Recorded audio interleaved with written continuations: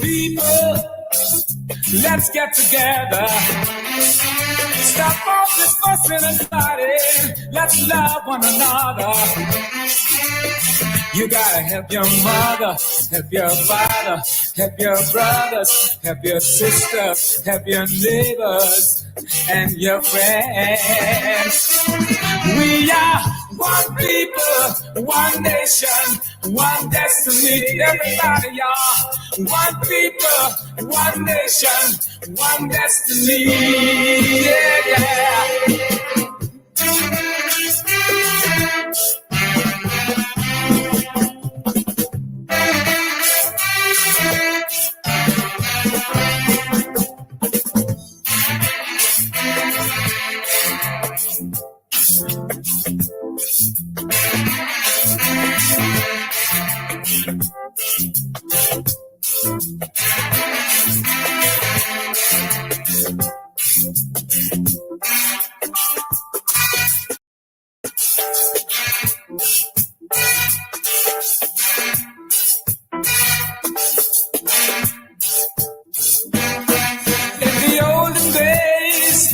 We were separated.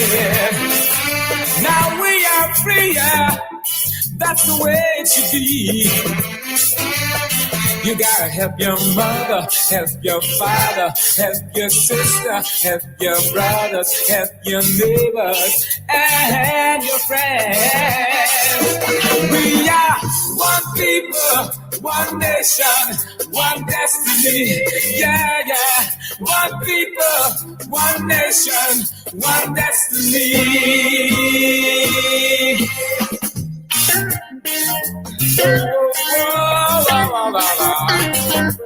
Yeah, yeah, yeah, yeah. Ooh. We are one people, one nation, one destiny. Yeah, yeah. One people, one nation, one destiny.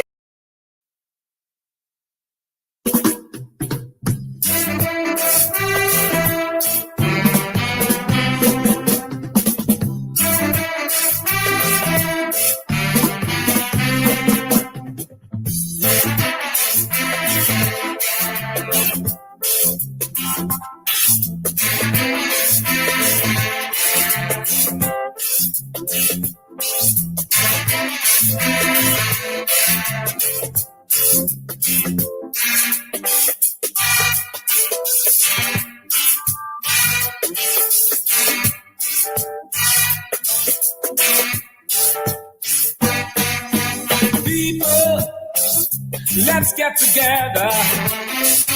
Stop all this fussing and fighting. Let's love one another.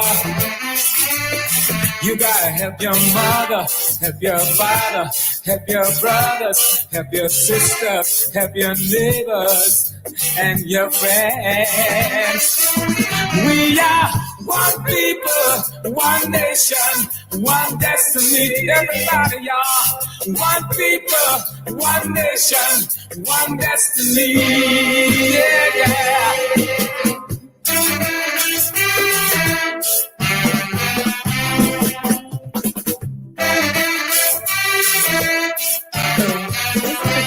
Shellen Washington, owner and founder of the Washington Law Firm, located at 455 Utica Avenue in Brooklyn, New York. We're specialized in medical malpractice, personal injuries, matrimonial law, and landlord and tenant. If you're in need of legal representation, please give us a call today. The number to call is 718-877-3100.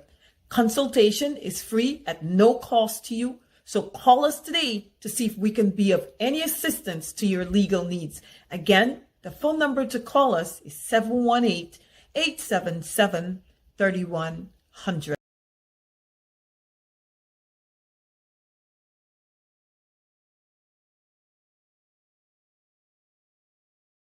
If you are looking to have your statutory declaration, affidavit of income, identity, damage or lost passport, lost license, tenancy agreement, agreement of settlement, power of attorney, last will and testament, and certification of documents, then you need to visit the Alistair Collins firm, located at the Kellyan Mall, 162 Lamaha Street in Georgetown, between Camp and Waterloo Street. Alistair Collins is a commissioner of oaths and a justice of the peace. Make certain you visit him or call for more information at 649-6410 or 685-6448 or 503-1451. And there's adequate parking available. Go down to the Alistair Collins firm and have all of your legal issues settled and brought to the fore. Alistair Collins firm. Contact them at Alistair Collins firm.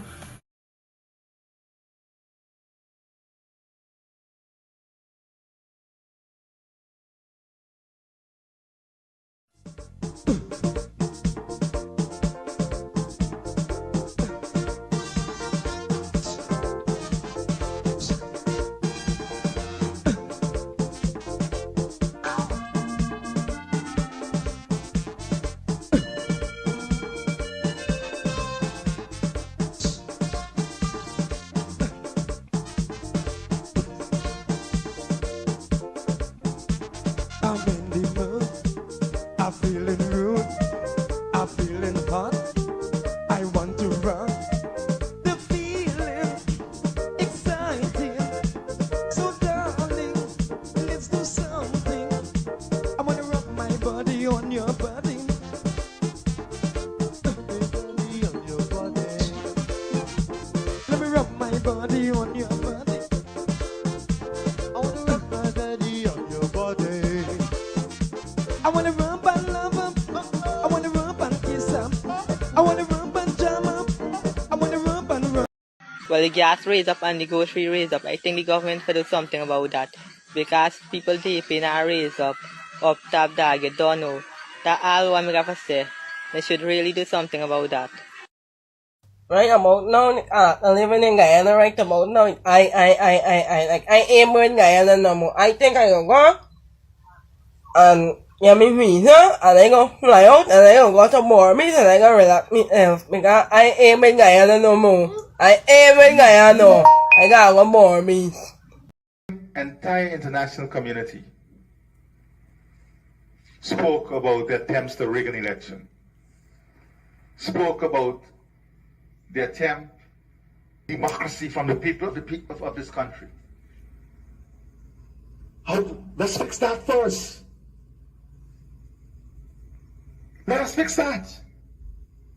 Let us rid ourselves of these monsters in society who would want to take away the rule of law and rig elections. The days for those are gone.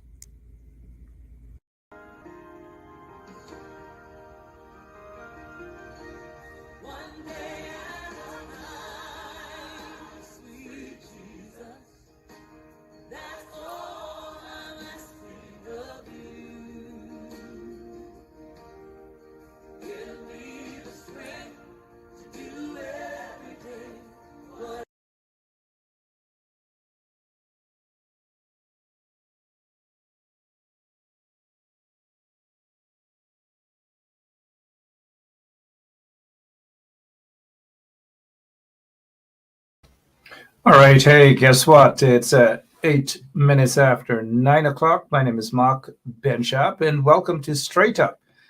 For those who are joining us for the first time, please do not mistake that photograph up there for me. That's not me. That is one Edgel, one. Not one Guyana, one Edgel. He's trending. One Edgel. He is the installed minister of infrastructure in Guyana. That's not me. I swear that can never be me. But this is something we want to begin with this here. And there's a reason why. Good evening. Good evening to all of you. Let's get ready to rock and roll. And I'm sorry I'm doing my hand like Irfan. Let's read it. Let's read it. I don't know. Those guys, something is definitely wrong with them, right? So let's get straight to the bottom of this. And for those of you, let me just have you know that I heard from Tom this evening. Tom has an emergency. He has an emergency. He's heading somewhere. He got stuff to do. And whenever he's this busy, I know that it's so important, but he will be back with us very soon. My apologies. Now, let's get this guy, this dishonest individual. We're going to get to the bottom of NIS again, but let me just get some things out of the way. Of course, good evening to all of you. And we only say it maybe twice. Thank you for sharing the link. We honestly, we really do, sincerely, we are thankful for that. And so we're going to say it one more time. I'll say it. Thank you for sharing the link. And now we move on. We're not going to say it 110 times, 200 times, just once. That's it. Now, this guy who has destroyed Guyana, every single thing he touched, he is the opposite of the Midas touch. The opposite of the Midas touch. Everything burning down in the country and all manner of things. And if you notice that we're not hearing much or seeing much fires these days, don't be surprised if these guys orchestrated again, because they're good at that. They're good at fires. They have a history of fires, not just one or two, but many, many fires. And now hear what? Let's get back to this guy. He calls himself a bishop. I don't know whether he went to any proper school for that to be ordained or whatever. I don't know. But I've been into some churches, lots of churches, right? But I can't see myself sitting in a church and watching or listening to this guy preach to me. Ooh, I'm sorry, I don't want to get carried. But how many of you guys will sit in a church and have this guy preach to you? This guy's not a preacher. He's a creature. He is a creature. And not just a creature, he is somebody's creature. He is somebody's poodle. And we all know whose poodle he is. We all know. Of course.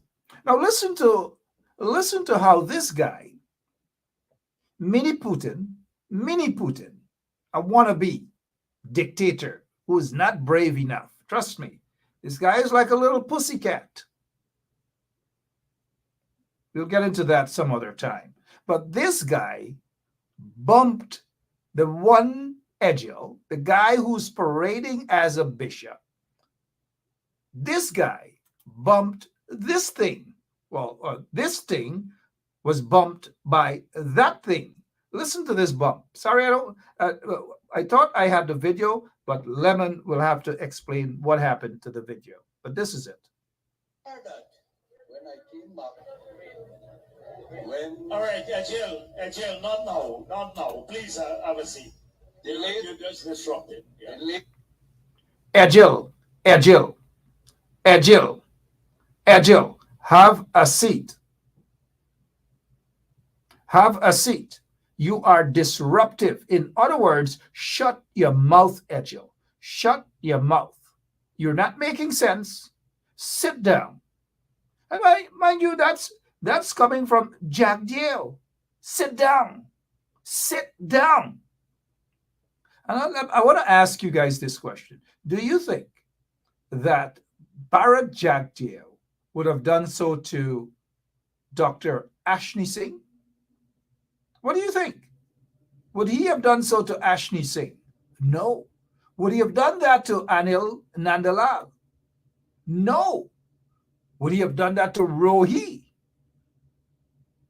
The answer, as foolish as Rohi is, he would not have done that to Rohi or anyone else. But hear what he did to this guy. When I came back, all right, Jill, not now. Please have a seat. Delay, you just disrupted. Yeah. Listen again. Look, I can listen to this all night. All night I can listen to this. Now, I'm not going to sit here on the station and call anybody a house slave. I'm not going to do that. I see there are people who are addressing him as a house slave. And not so long ago, Lily Galivia, good night. I do get the point, right? But I am not going to be sitting here and calling anybody a house slave. I am not. But people are entitled to their views. Lily is saying, Massa talking to the house slave. I am not saying that. Lily is saying that, right?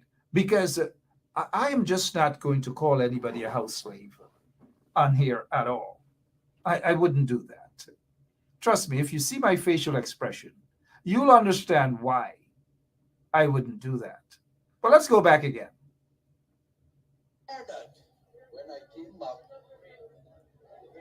all right, Jill, not now. Please have a seat. Delay, you just disrupted. Yeah. Now, this guy has no shame. You guys heard how Jagdeo spoke to this guy. You, from that alone, well, we didn't have to hear that from Jagdeo to know how they treat these people. We don't. We don't have to. We already know how Jagdeo treats these people and these people. Look at one angel. He has no shame. I don't care who the boss is. The boss is not going to speak to me like that. No, absolutely not. No. It is embarrassing. It is disgraceful. But this guy, he doesn't have any shame. He can't do any better because he's going to stick it out. And when I say stick it out, I don't mean what happened, the allegations that what happened to him in Linden, right? No pun intended at all. But, he said nothing. He was like a poodle. And this guy usually has a loud mouth. Very hoggish, according to some people. But he couldn't defend himself in this. When I came back, all right, Jill, not now. Please have a seat. Delay, you just disrupted. Yeah. Edgel deserves this for the night. And Jagdeo deserves something else too. But let us give Edgel the national award for tonight.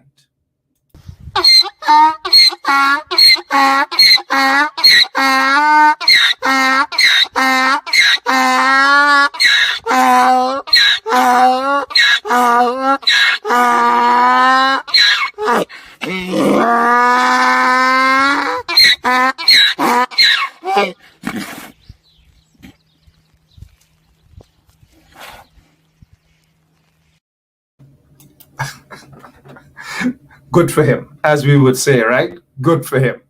I have no sympathy for him, none whatsoever. I'm a very sympathetic guy. I express sympathy to people and so forth, but none for him, and none for this guy at all. Good for him. It's Friday evening, right? It's the 29th day of April, 2022. My name is Mark Benchap. Welcome to Straight Up. Again, let me apologize. Thomas is not with us this evening. Thomas is very busy. He sent me a message and he was so apologetic. I said, Tom, that is okay. Our people will understand. He has things to do. And we will have him back very soon, right here on 107.1 FM, right? But I also have something we cannot give this guy.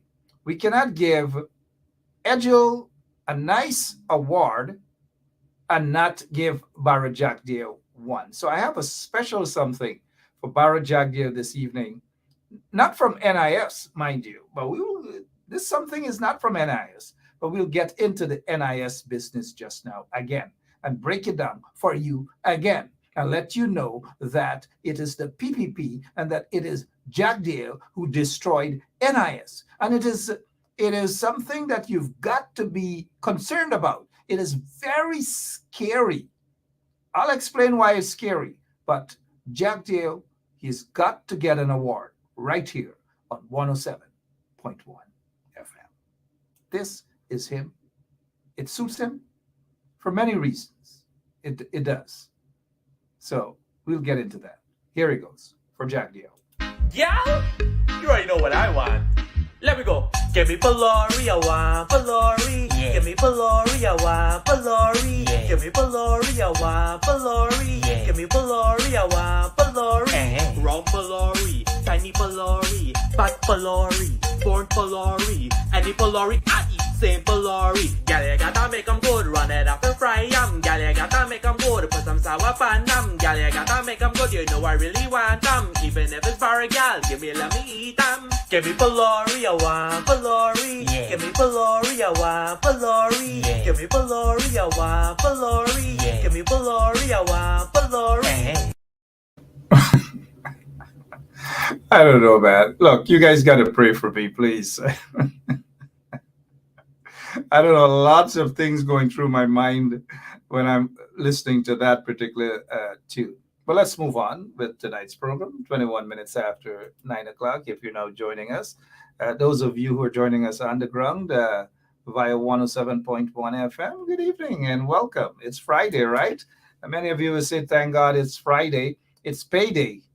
Oh, sorry about that. I didn't mean to say it and sound a little bit depressed when I say it's payday, right? It's payday. Yeah, it's payday.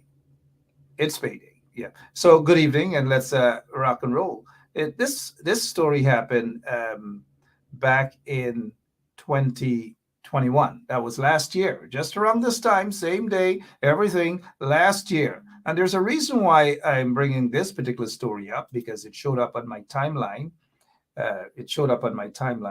Today, and I'm like, oh, what a coincidence, right? So here's why it's a coincidence, because this young lady in that photograph, I think her name is Samantha something. Samantha was caught with that little plant. It's supposed to be ganja plant, right? Marijuana. That little plant in that bucket.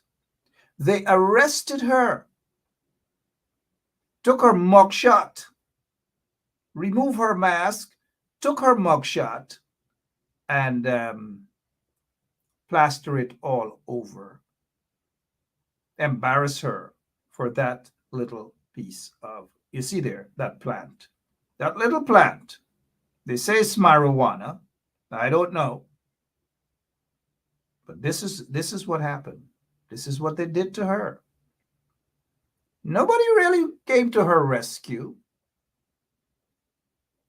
No one. But like I've said since last year, I bet they wouldn't go after the big known notorious drug lords. And there are many of those notorious drug lords in Guyana. A lot of them are pamposetting themselves. When you look at some of these drug lords and the way they drive around Georgetown or Guyana, you would swear that they are some elected officials, or there's the president of the country or prime minister or whatever. You'll be surprised. Security upon security, car in front, car in the back, car at the side, car overhead, all these manner of things. But nobody's going after those big drug lords, those known drug lords. No one is going after them. It's like they are the untouchables, right? Well, not under the coalition, mind you. A lot of them went straight into their corners, but they're back out. They're bold. Some of them have legitimized themselves. You know, they're in certain kind of business now, washing their monies, laundering their monies. We'll deal with that some other time, right? Maybe when Tom comes back next week or so, we will deal with that issue. But look at that little plant. Look at this woman. Look at her. Just look at her. Nobody, when she appeared in court, did you guys hear anybody say she should undergo some sort of psychiatric evaluation? Did you hear anyone say she needs help? Did you hear anyone say that they're going to postpone sentencing and all manner of stuff? Did you hear these sort of things? No. But a single plant, yes, it does, Miss Simons. It does look like an okra plant. I'm glad that a lot of you Guyanese remember what okra plant looks like. It does look like an okra plant. Speaking of okra. But look at this. You embarrass this woman. You give her a criminal record for one plant, a single plant. Right, Brenda Casey? Right, Brenda Braithwaite?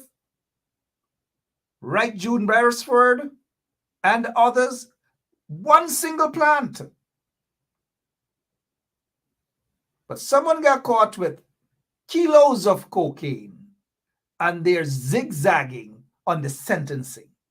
They're zigzagging because the truth of the matter is they want to come up with some sort of excuse, and watch out for that. Watch out for what's going to happen. Again, I'm telling you guys, I would put my 50 cents, sorry, put that on the line, that she is not going to jail. If she goes to jail, trust me, I'll dance for you guys. Or whatever. Almost whatever you guys want me to do for you. She's not going to jail, but this one plant, one marijuana plant. I just thought that I show you guys what's happening in Guyana, right? She doesn't have a fairy godmother, nor a fairy godfather. She's just an ordinary woman. Probably 2 or 3 kids. Who knows? Maybe 1 child, maybe 4. Who knows? But I tell you guys this. She didn't, back in 2021, deserve to be embarrassed like this. I hope she's not in jail. I will be following up on this. She doesn't deserve to go to jail for this at all. No one deserves to go to jail for this. None. No one. My heart goes out to this woman. Really and truly. Now, last evening I spoke about, what is it? The Ministry of Health. They're talking about, or maybe this morning, because I sat in on the mid-morning show with Gabby. Gabby was off, so they kind of like management begged me to sit in. So, well, I conducted the show this morning, and I saw, I believe in is it a Kaichor News or the Village Voice, that the Ministry of Health, the Minister of Health, Dr. Frank Anthony, wants to invest $100 million to rebuild or to repair 16 health centers. $100 million. You know what's going to happen to the bulk of that money, right? Good. It's money for the boys. But I just want to remind you guys, and if Frank Anthony is watching, I just want to remind Frank Anthony that this was 8 years ago. On this very day, I posted this photograph of 2 mothers on one bed. 2 mothers on one bed with their newborn babies. Other parts of the ward, there were 3 mothers on one bed. Now look at the date. April 29th. April 29th, 2014. 2014, right? That is what we're seeing there. 2014. But guess what? A lot of people may not remember that it is the PPP that destroyed the health sector. And when the coalition got into office, by legal means, not corrupt means, as what happened in the 2020 elections that caused these folks in office to be installed. All of these things, you see these babies and these mothers, all of these things were corrected almost immediately. Health centers throughout the country were repaired. If you think I'm kidding you, ask the people who live in Port Morant how swiftly the Port Morant Hospital was repaired. Ask them about the health center. Go to Blackbush Pola, Mybe Curie, and those places and find out what the coalition did compared to the 23 years, horrible years of the PPP in office. They did nothing for the health centers. They did nothing for the hospitals. Nothing, absolutely nothing. In some cases, like what they did, put up some concrete structures and so forth in Linden, the Mackenzie Hospital complex and so forth. And but the maternity wards, it was horrible. The PPP never cared. But now they're telling you that they want to spend 100 million. I repeat, 100 million Guyana dollars for 16 health centers. 100 million.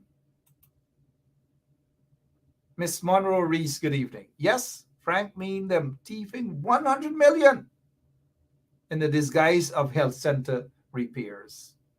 You think they're going to go to Kildonan Health Center? Well, all of those things were repaired based on my recollections under the APNU AFC coalition government. Kudos to the APNU AFC coalition for what they did in that 5 years. It was 5 years of lots of wrestling. It wasn't easy for the coalition, but they did a heck of a lot of good things. They made some mistakes as well, but compared to what the PPP did in 23 years, gosh, I honestly wish, I'm not going to lie, I honestly wish that the coalition had gotten another term in office to prove to you guys how to run a government. You guys meaning the PPP folks, them, how to run a government with policies and fairness across the board. Not this fictitious belief of a one Guyana. Not that's fake.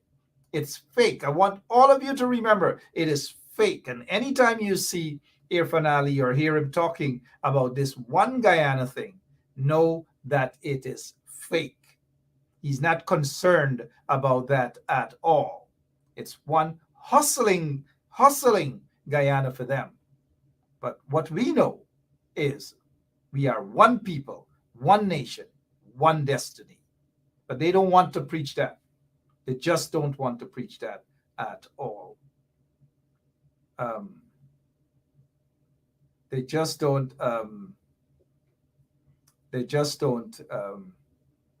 I noticed Rhonda Lane is messaging me. I'm sure Miss Rhonda Lane probably thought it was an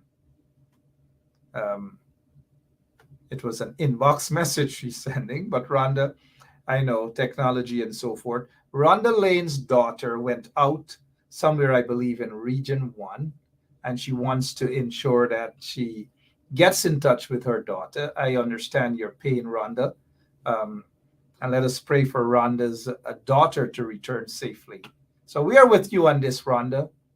You continue to get my prayers, and all of the other folks who are watching this show will pray for a safe return of your daughter, who is somewhere out there in Region 1. All right, Rhonda, we are with you. We are with you. Our prayers are with you, Rhonda Lane. So now let's continue. They have wrecked the health center. Don't be fooled about that.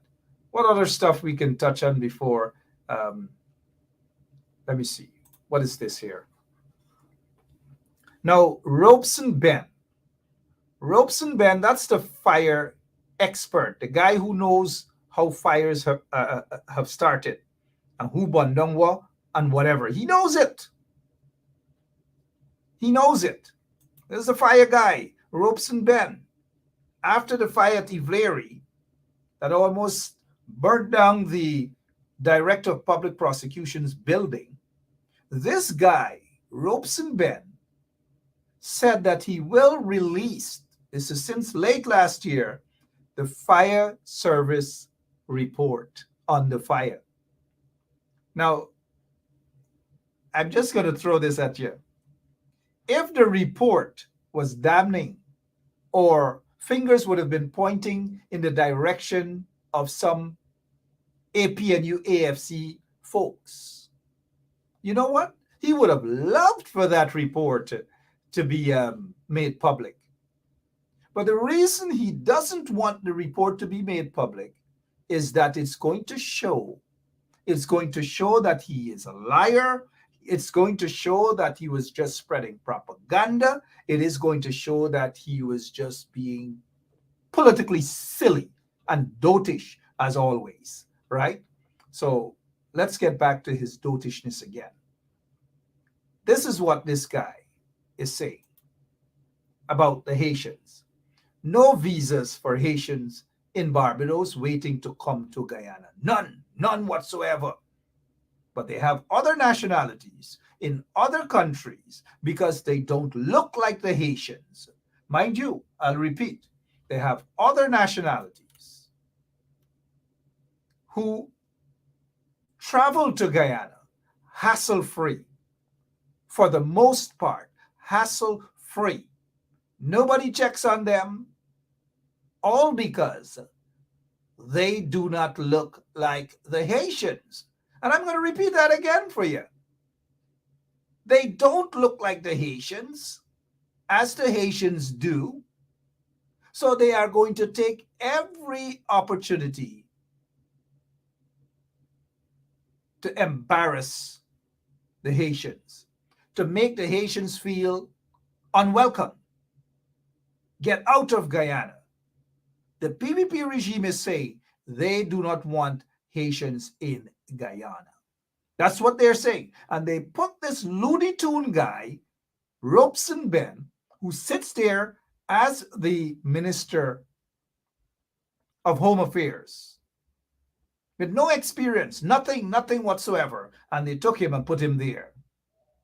Orangutan and put him there, right? It's just a matter of time before Jagdeo tells him to shut his damn mouth and sit down. It's just a matter of time. Maybe that has already happened privately. But this guy has no damn shame. Now, I want to bring this to you guys, your attention. You may not be aware, but there are lots of Spanish folks, Hondurans, I believe, and maybe from other Spanish-speaking countries, are traveling to Guyana, of course, through their employers. Hundreds of them are in Guyana.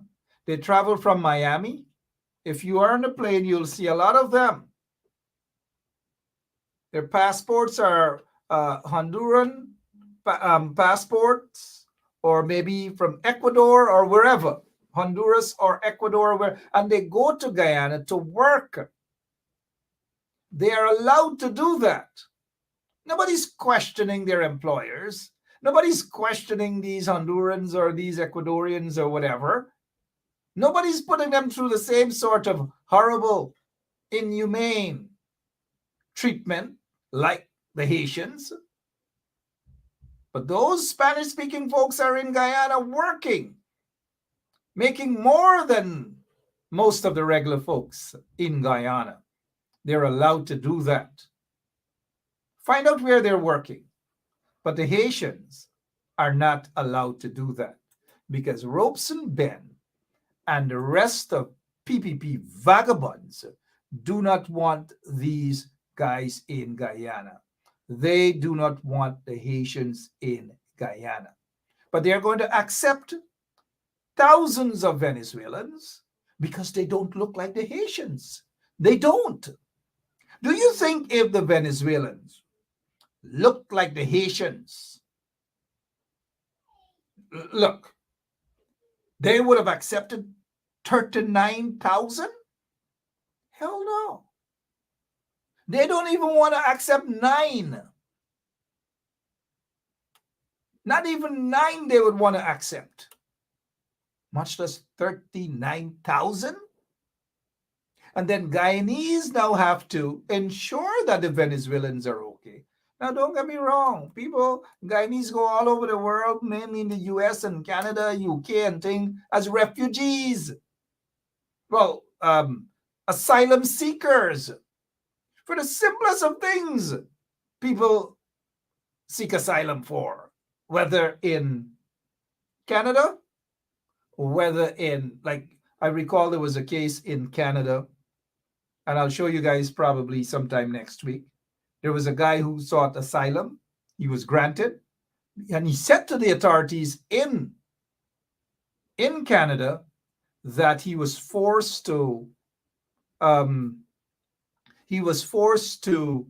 go after folks like Ben Shop and others, and tap into their telephone calls and all manner of things. I don't know what they're going to hear from my telephone conversations. Certainly, they're not going to hear what they probably want to hear. They're not going to hear that Ben Shop organizer sat with anybody to discuss blowing up any building in Guyana. I don't do that. That's not my stuff. That's not my stuff. I don't do those sort of things. But I know one of them who's now a senior guy in the PPP. He if he's watching, he would know that that he once planned to blow up a particular building in Guyana. You know, he once planned to do that. I'm thinking one day I'll let you guys know who that culprit is. But when you see these guys now with the PPP, you're like, wow, these guys couldn't be seen. Is that the guy who actually called me and asked and said that he was planning to blow up a particular building in Guyana? Is that the guy? Is that the guy? Wow. Let me check some of your comments.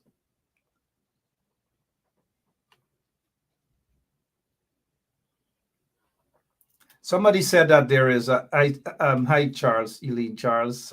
She says, Mark, you just spoke about fire, and there is a fire right now at Kisun Scheme, Good Hope, East Coast, Demerara. Okay, well, I hope no one gets injured. I just hope so. Let's see what. Thank you, Yvette Graham. But let's see what Mr. Wayne V. Caesar has to say. He says a few Haitians that come from Haiti is treated inhumanely because of the color of their skin. That is true. That is true. I know a lot of Bangladeshi folks who are working in Guyana. A lot of them have overstayed their visas, but they're still there. Nobody's rounding them up. Nobody's treating them like criminals. And they ought not to be treated like criminals either. A lot of Indian nationals who work at private hospitals, they don't speak much English, but they work at the hospitals as cleaners and nurses and doctors and so forth. They are there. They are there to work. They are there to give a service. What makes them different than our Haitian brothers and sisters? What makes them different? Is it because the texture of their hair? It can be their complexion, because some of them are dark, make me look as though I'm, but yet they're allowed to work, to live, and to even walk the street, and they're talking. I know some of them are my friends, but don't get me wrong. If it's okay for the Indian nationals, if it is okay for the Bangladeshi, If it's okay for the Chinese to come to Guyana and live a comfortable life, even Sue father, Sue himself, all these folks are coming and enjoying a luxurious life in Guyana. The Venezuelans are coming, they're enjoying themselves. The Brazilians are coming, the Cubans are coming. But of course, the regime had a little problems with the Cuban when they saw dark-skinned Cubans started coming to Guyana. And now the Haitians, hardworking people. And they believe that Haitians are all dark-skinned black people. You know that's how they think. They got some people who are Haitians. You wouldn't even believe that they are Haitians. Look back in early 90s, the guy who, the General Citras. Citras is a Portuguese-looking guy. His family members and all you wouldn't even believe. Raul Citras, right? The army general. But they think that Haitians are all bad people because of their hair texture. They don't want the Haitians in Guyana. They don't want the Nigerians in Guyana. They say that the Nigerians are basically there to corrupt. But look at the corruption. I know some pundits, fake pundits from India, who were in Guyana. They were charged. They were going around scheming. Some pundits from India. When you thought that they were singing and doing bhajans and all things, they were fake. They go and they pray for people, or whatever, at funeral homes. They were going there, and they were fake pundits. They weren't from Nigeria. They were from India. They have good and bad people in every race, in every ethnic group, in every religion. So don't point to the Haitians as though that the Haitians are criminals. Have you heard a Haitian commit any sort of crime in Guyana? All these people want is just like the others, betterment for themselves and for their families. And if it is acceptable for the Bangladeshis to do that, it is acceptable for the Indians from India to do that, it is acceptable for the Venezuelans to do that, and the Brazilians to do that, and the Turkish to do that, to come to Guyana. The Turkish own Princess Hotel and Casino. Some Turkish folks own it. It is okay for the Russians to enjoy the wealth of Guyana and others. But our CARICOM brothers and sisters, the Haitians, have to be treated as though they're not human beings. And then you have a kunumunu like Ben, who sits there as the Minister of Home Affairs, is saying that the Haitians are not going to be allowed into Guyana. God bless our country. Yeah, God bless. We need prayers. We need prayers. More than prayers, right? More than prayers. Lekram, how are you doing, my friend? You are correct.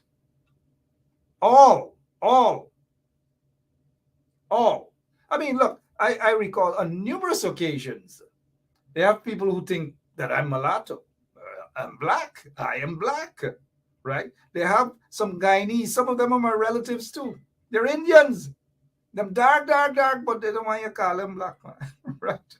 So I understand what you're saying, Lekram. But when it comes to filling out the papers and so forth, they can't say that they're Asian or whatever. They're considered black. Black. I had a personal experience with a good friend of mine. I was assisting them with the barn paper, and in terms of ethnicity, they had to put black. Oh man, African Americans. Lekram, Thank you for reminding me of that. Please, thank you for reminding me. I appreciate that. You know, so this guy here now and the Haitians, I don't know. Let me see what Grandma Myrna. Hi, Grandma Myrna. Mark, not only living a good life, but are allowed to own properties. Of course, they are allowed to own properties. They are allowed to buy lands and all manner of things and to live the good life, which everybody ought to be given that opportunity, right? Everyone. Whether they're from India, Africa, Venezuela, wherever. Because when Guyanese go all over, whether they're in Suriname, they don't want to be ill-treated like Suriname. Like Suriname, sorry. They don't want to be ill-treated. You go to the waterfront area there in Paramaribo, you see them, they're hanging out and so forth. Nobody. People always looking for a good life somewhere. If you can't make a good life in your own country, people oftentimes go to other countries for a good life. Hence, the Guyanese population in Brooklyn, Flatbush Avenue, Ocean Avenue, Church Avenue, Utica Avenue. All those places you go, the dollar van, well, the dollar van is now $2 van or $3 van. Enough Guyanese. We know them. We see the flags in vehicles. Or if you go Liberty, oh, my mama. If you go Liberty Avenue, you would swear that you're in Guyana. I was on Liberty Avenue the other day, and all I heard was somebody came right up in front of me and said, "You not Mark, bye? You not Mark?"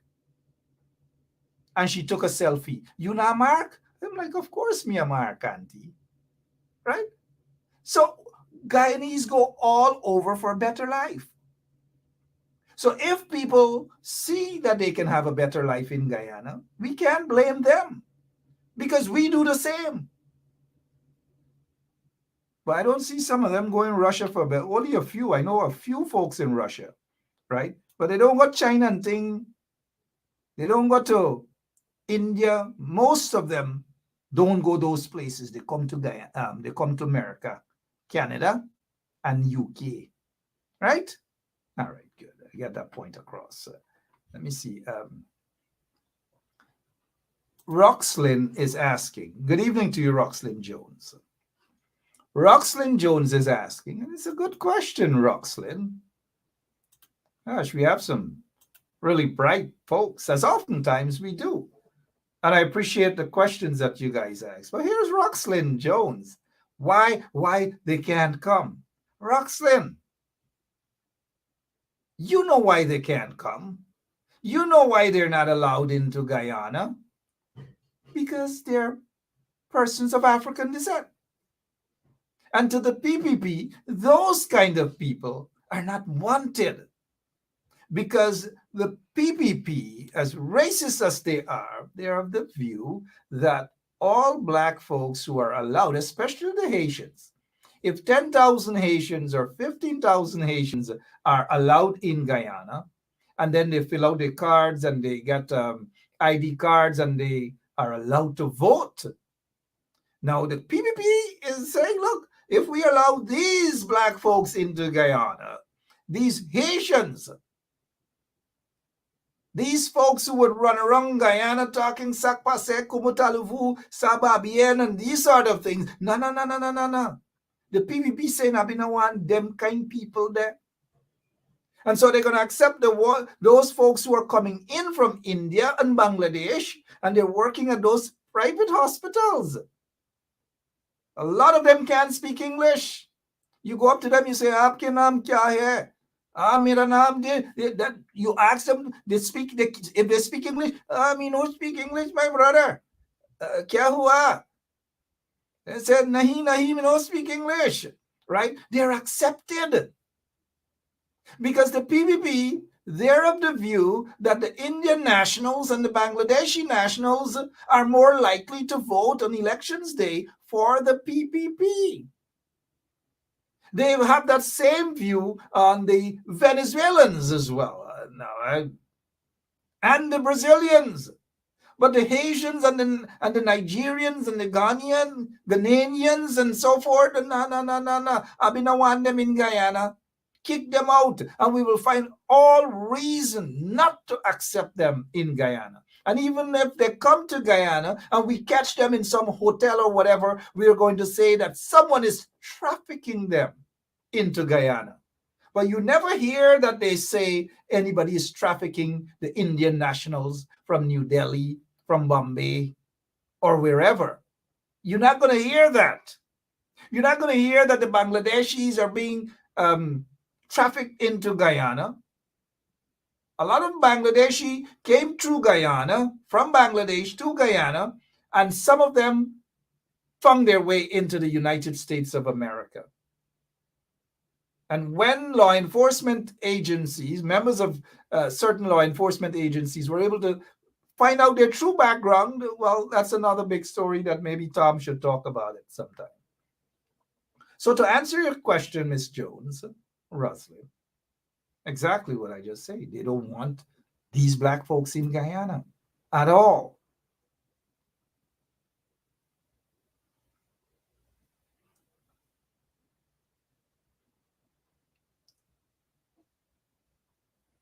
Jomo Wyatt is correct. The world is built on migration. United States, Australia, the UK, all over.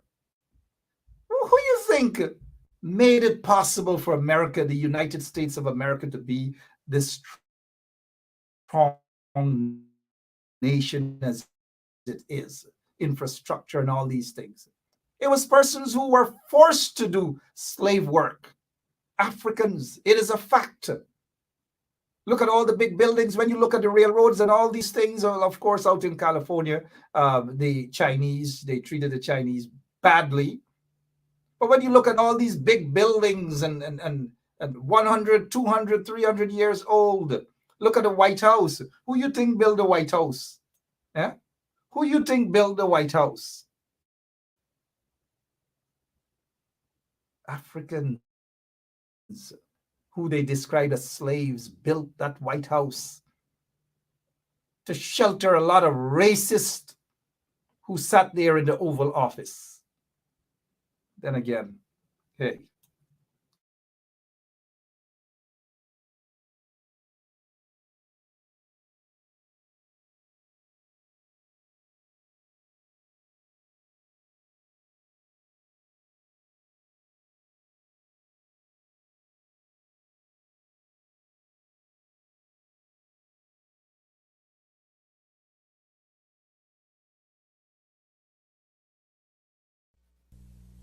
Sorry about that. Sorry about that. But sadly, the installed regime in Guyana doesn't believe in equality. But they're going to jump on the plane, go to England, go to the UK, and stand there with guys who just, and their brothers, mind you, who just don't give a damn as to how people are being treated. Mainly persons of African descent are being treated in Guyana. They just don't give a damn. As long as they're happy, as long as they sit on boards and so forth, and they get $4,000, $5,000, $6,000, $7,000, $10,000 US dollars per month, they're comfortable with that. Some of them will go on a platform and talk about Black Lives Matter in the UK. And then the next couple of weeks, you see them sitting, holding and hugging up members of the regime who are oppressing people, who are persecuting people in Guyana. Some of these guys who preach Black Lives Matter stuff are hypocritical. And it looks as though they're only doing it for a payday. Because you preach Black Lives Matter one day, and then the next day, you sit and you hug and you embrace people who are persecuting the very people that you're saying that their lives matter. You accept positions all because of monetary gains. And then the next day you talk about Black Lives Matter. Scores of Black folks are being persecuted in Guyana, are being jailed for nothing. Just yesterday, they arrested, they detained one man who was the finance minister, Winston Jordan. Not because he committed any crime, any criminal act or anything of that sort. Anything of that sort. Let me say to you, Miss Waldron, this, what I just said, has nothing to do with Rickford Burke. All right? Please, let's not go that route. Thank you. I'm talking about the UK and elected officials, Black elected officials in the UK who jump on the platform or some wherever and talk about Black Lives Matter, and then you see them sitting on boards with the PPP.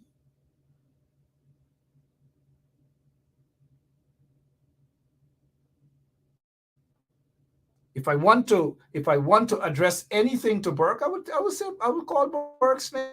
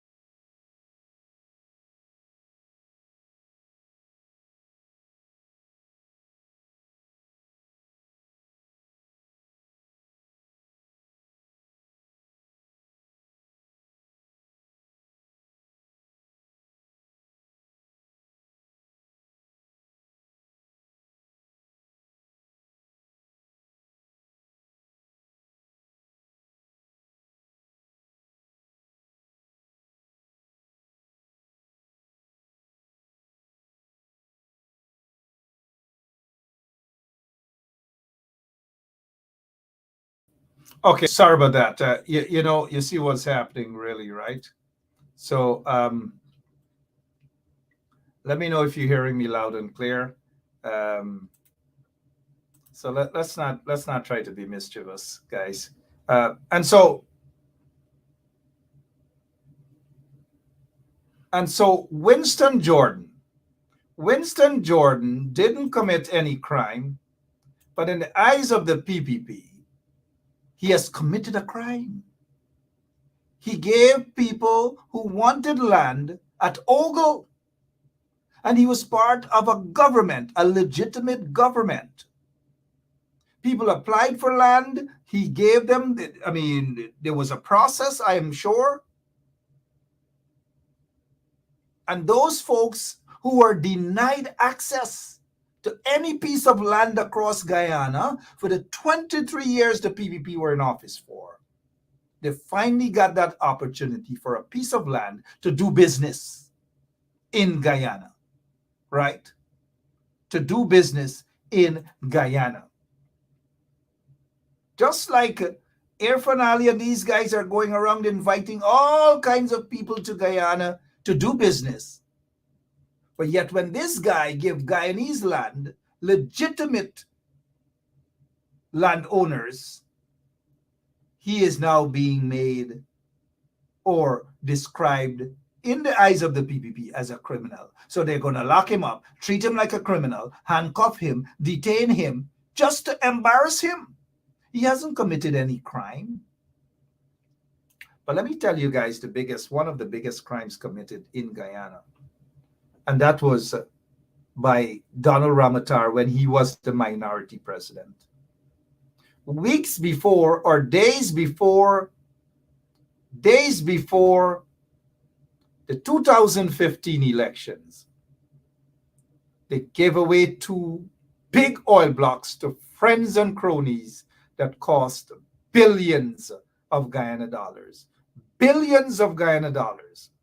But none of them gonna say that.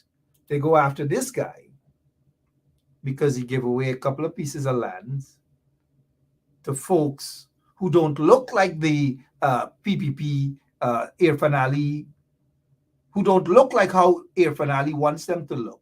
So they're going to go after this guy unjustly. Unjustly. Only God knows, right? What has happened to this case here now? This young man is said to have worked 20 hours, according to the report. 20 hours. He's protecting someone who shouldn't be entitled to TSU rank guarding his house. Harry Gill. Harry Gill shouldn't have this sort of protection. He's just an ordinary advisor to Robeson Ben. But I'll definitely look into this matter here and what has happened with this case, with this young cop who, according to information, worked for 20 hours, then fell asleep at this guy's house. This guy is not entitled to this sort of security. But you can't speak. When you speak, you know what they say? They say we are the bad guys, right? They say we are wrong, right? All manner of things they say. They say that we are mischief makers and all things, but I'm not too bothered about them and what they say. They've been saying that about me for a while now, right? It doesn't bother me. It's like throwing water on ducks' back, right? What else we can touch on before we go this evening? Premier of British Virgin Islands was caught. The head of the airport there in the BVI was caught also. His son was also caught. I don't know. Sometimes I wish those who are in Guyana right now, the corridors of power, are the ones who should have been caught as well. But just maybe in time to come. Maybe in time to come. It's May Day, Labor Day, as they say in Guyana. Workers are being ill-treated by this regime. Their rights are being disrespected, stripped of their dignity and everything. But I know there are still some union leaders who are standing up for those workers' rights. Can more be done? Yes, more can be done. But there are lots of other union leaders who are not saying anything. We don't even know whether they exist or not. But come Labor Day, we're going to see them marching into the streets, fist up, and talking about workers' rights. I say kudos to Lincoln Lewis, though. He insisted. Can more be done? Yes. But kudos to Lincoln Lewis. He deserves to march tomorrow with those workers. But I'll be looking for the other hypocrites in that group. Before I go on the subject of NIS, we already know who destroyed NIS. It is Barra Jagdeo and the PPP. No amount of propaganda will change things. No amount of lies will change things. The people already know, Barra Jagdeo, that you and the PPP destroyed NIS. You and the PPP destroyed GPL.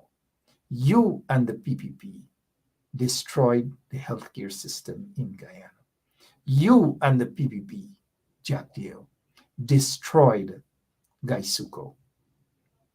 Hundreds of millions of dollars doled out every single month to pay those fat cats at Gaisuko.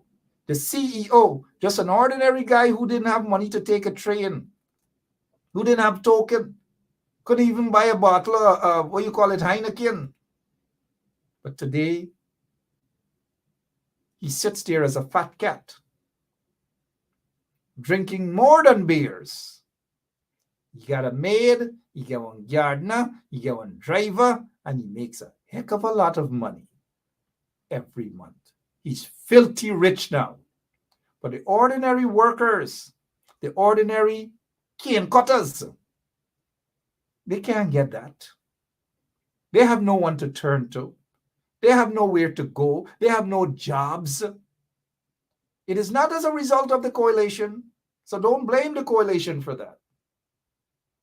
In fact, it was the coalition that wanted to make the lives better for all Guyanese, including the sugar workers, including my friend Hardwar at NIS village, who stopped cutting cane because it wasn't profitable and they were being ill-treated under the PPP regime. You've got to pray for Guyana. And very soon, we've got to ensure that our prayers are answered and the nation is rid of these political vagabonds who are worse than vampires. They're sucking the blood of every single Guyanese. Not just African Guyanese, but our Indian brothers, our indigenous brothers, our Chinese brothers, our Portuguese brothers, and others. I've got to go. I'll be back on Monday, same place, same time. During the course of tomorrow, we should have a live broadcast about the Labor Day march and rally. And for those of you who are probably heading to church tomorrow, just be safe. Let me leave you guys with this portion of a video by a woman who is supposed to be a pastor, and she ran for president not so long ago, the Cooperative Republic of Guyana. After elections and the PPP were installed into office, I haven't heard back from her. She left, she got married. I don't know if any baby's underway. I don't know. I haven't seen her since. When I see her, and if I do see her, I will ask her, which one of the major parties gave you that fake SOPs? Those fake SOPs. I will ask her that. I'm almost certain, my friends, that it wasn't the APNU AFC coalition. I see some of the coalition members of parliament, one or two of them, are picking up placards now. It shouldn't just be grab a placard and run for 2 minutes or 5 minutes. It should be consistent. And not just 2 members of parliament, but 22 and more. All of them need to work. We may see a lot of them at the Linden Tong Day. It's big. A lot of them going to be partying. People are entitled to have some fun too, right? Don't get me wrong.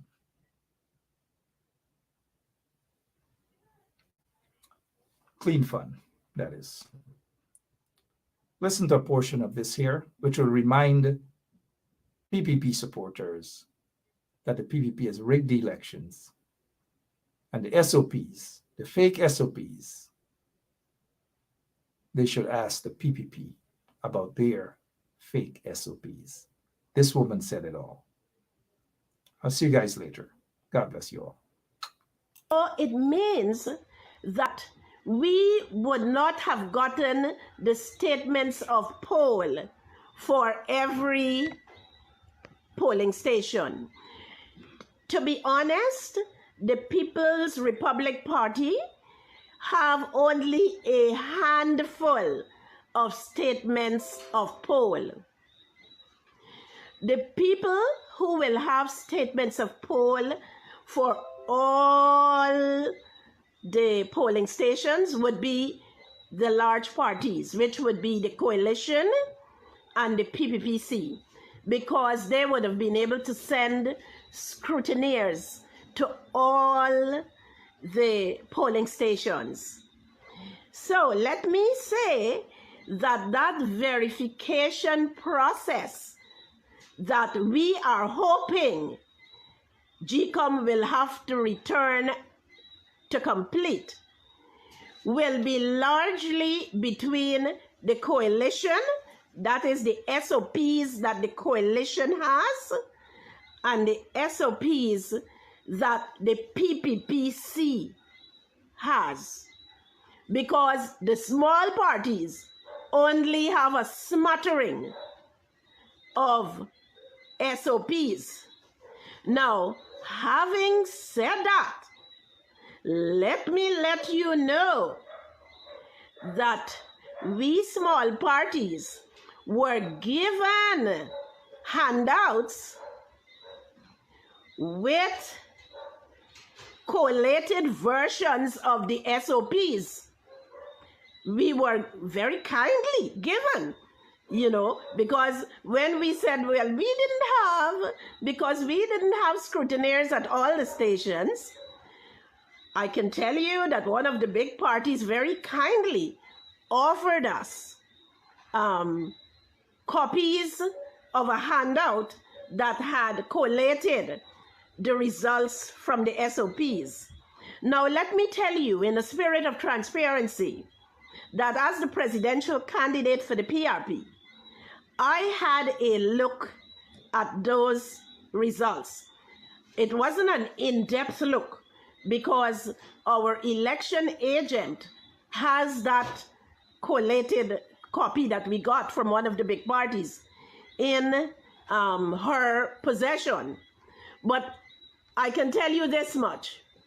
When I had a look at it, I was surprised, because I saw results on it that did not bear out the results that I had from the smattering of SOPs that we collected at the polling stations where we had scrutineers.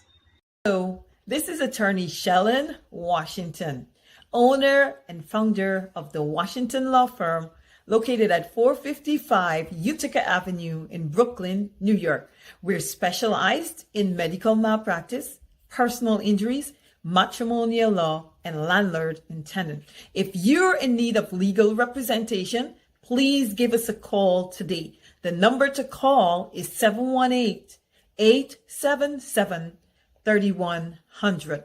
Consultation is free at no cost to you. So call us today to see if we can be of any assistance to your legal needs. Again, the phone number to call us is 718-877-3100.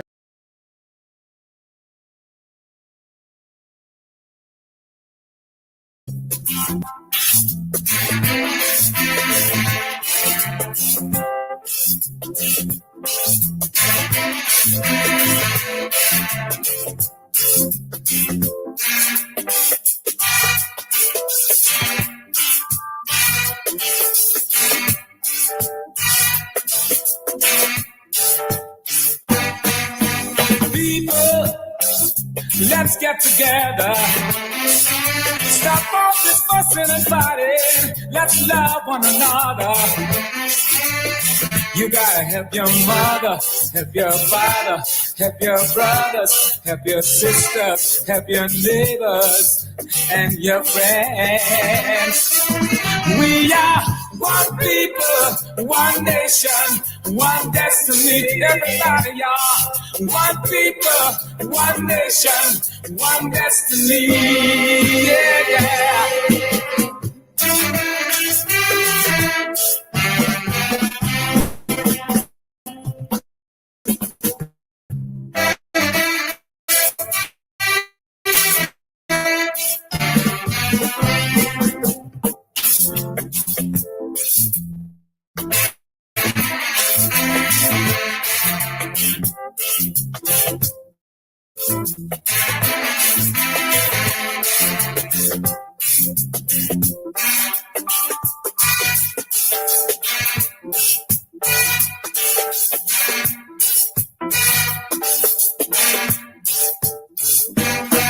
In the olden days, we were separated. Now we are freer. That's the way it should be. You gotta help your mother, help your father, help your sister, help your brothers, help your neighbors, and your friends. We are one people, one nation,